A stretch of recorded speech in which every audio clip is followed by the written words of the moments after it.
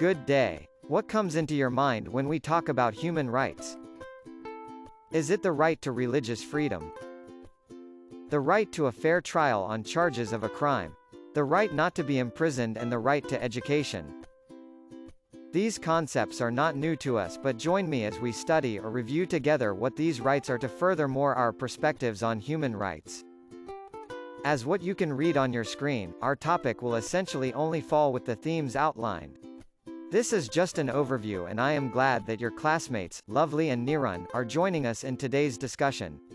We are excited, sir, to share what we learned from our previous discussion. Are you ready, Lovely? Of course, Nirun. Actually, I have these questions to you, Nirun. So what is that? What are human rights? According to the definition of United Nations, human rights are rights inherent to all human beings, regardless of race, sex, nationality, ethnicity, language, religion, or any other status. Human rights include the right to life and liberty, freedom from slavery and torture, freedom of opinion and expression, the right to work and education, and many more. Everyone is entitled to these rights, without discrimination. Wow, that's amazing. You really listened to our previous discussion. Lovely. Is there a body of international law designed to promote human rights? Yes, Nirun, it is called the International Human Rights Law. It lays down the obligations of governments to act in certain ways or to refrain from certain acts, in order to promote and protect human rights and fundamental freedoms of individuals or groups. One of the great achievements of the United Nations is the creation of a comprehensive body of human rights law, a universal and internationally protected code to which all nations can subscribe and all people aspire. The United Nations has defined a broad range of internationally accepted rights, including civil, cultural, economic, political and social rights. It has also established mechanisms to promote and protect these rights and to assist states in carrying out their responsibilities. The foundations of this body of law are the Charter of the United Nations and the Universal Declaration of Human Rights, adopted by the General Assembly in 1945 and 1948, respectively. Since then, the United Nations has gradually expanded human rights law to encompass specific standards for women, children, persons with disabilities, minorities and other vulnerable groups, who now possess rights that protect them from discrimination that had long been common in many societies. Sir JP, can you elaborate or explain to us the Universal Declaration of Human Rights, adopted by the General Assembly in 1945 and 1948, respectively? Universal Declaration of Human Rights is a milestone document in the history of human rights. Drafted by representatives with different legal and cultural backgrounds from all regions of the world, the declaration was proclaimed by the United Nations General Assembly in Paris on 10 December 1948 by General Assembly Resolution 217A3 as a common standard of achievements for all peoples and all nations. It sets out, for the first time, fundamental human rights to be universally protected. Since its adoption in 1948, the UDHR has been translated into more than 500 languages, the most translated document in the world, and has inspired the constitutions of many newly independent states and many new democracies. The UDHR, together with the International Covenant on Civil and Political Rights and its two optional protocols on the complaints procedure and on the death penalty, and the International Covenant on Economic, Social and Cultural Rights and its optional protocol, form the so-called International Bill of Human Rights. When we talk about International Bill of Human Rights, the International Covenant on Economic, Social and Cultural Rights entered into force in 1976. The human rights that the Covenant seeks to promote and protect. Can you cite some examples, Lovely?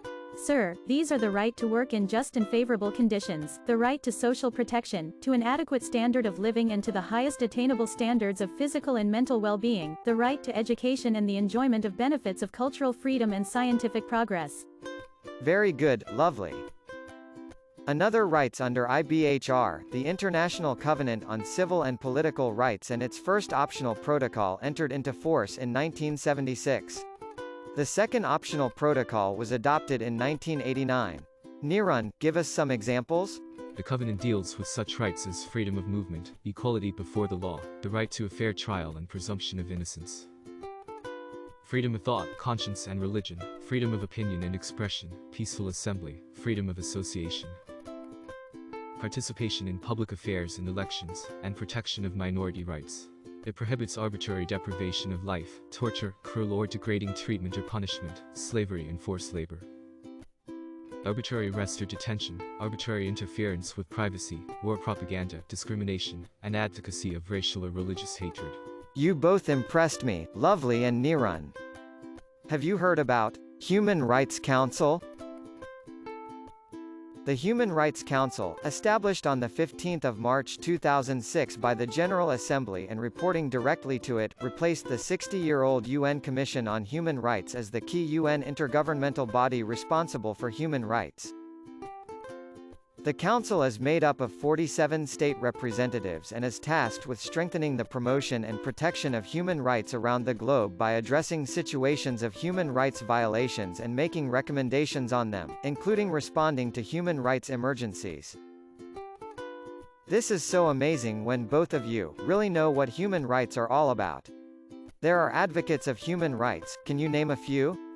Mohandas Karamchand Gandhi. Mohandas Karamchand Gandhi is widely recognized as one of the 20th century's greatest political and spiritual leaders. Honored in India as the father of the nation, he pioneered and practiced the principle of satyagraha resistance to tyranny through mass nonviolent civil disobedience.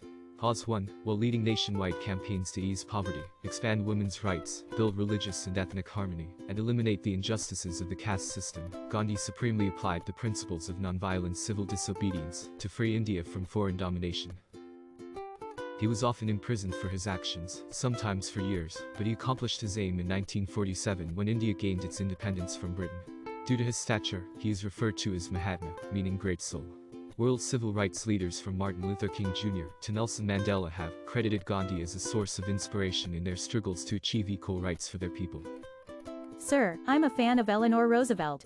As the chair of the United Nations Human Rights Commission, she was the driving force in creating the 1948 Charter of Liberties, which will always be her legacy, the Universal Declaration of Human Rights. Called First Lady of the World by President Truman for her lifelong humanitarian achievements, Roosevelt worked to the end of her life to gain acceptance and implementation of the rights set forth in the Declaration. The legacy of her words and her work appears in the constitutions of scores of nations and in an evolving body of international law that now protects the rights of men and women across the world. Mexican-American farmworker, labor leader and civil rights activist Cesar Chavez brought about better conditions for agricultural workers. Born on his family's farm near Yuma, Arizona, Chavez witnessed the harsh conditions farm laborers endured.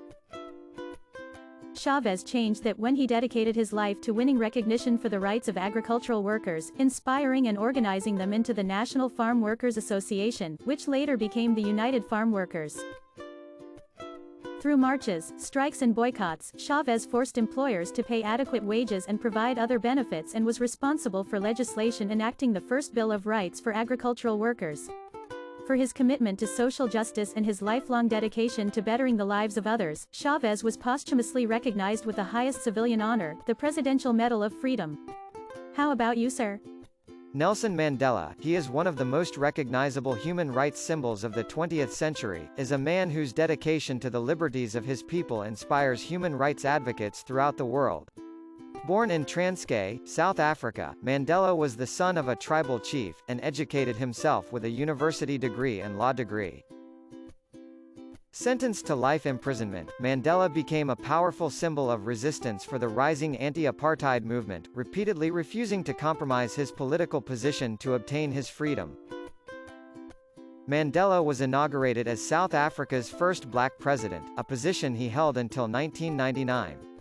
He presided over the transition from minority rule and apartheid, winning international respect for his advocacy of national and international reconciliation.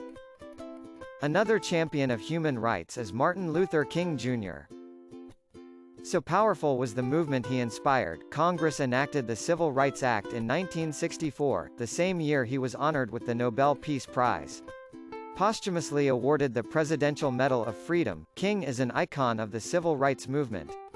His life and work symbolize the quest for equality and non-discrimination that lies at the heart of the American, and human, dream.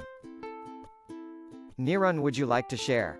Yes sir, to some this person is not popular, but to those who actively work to spread human rights always this man is such an inspiration. Economist and Nobel laureate Muhammad Yunus. Yunus is internationally renowned for his revolutionary system of microcredit, the extension of small loans to entrepreneurs too poor to qualify for traditional bank loans that has helped millions to escape poverty. In 1983, he established the Grameen Bank, Village Bank, founded on his conviction that credit is a fundamental human right. In a quarter of a century, the bank has stood as the flagship of a 100-country network of similar institutions, enabling millions to escape poverty through individual economic empowerment. Professor Yunus is a member of the board of the United Nations Foundation, and the recipient of numerous international awards for his humanitarian endeavors. Wow, this discussion is so productive and hope you learned something today. Thank you so much Lovely and Nirun for sharing your valuable time with me. It's my pleasure to have this kind of conversation, sir. We learned a lot from you, sir. And it is my honor to have this kind of engagement with you and Nirun. Thank you and have a good day.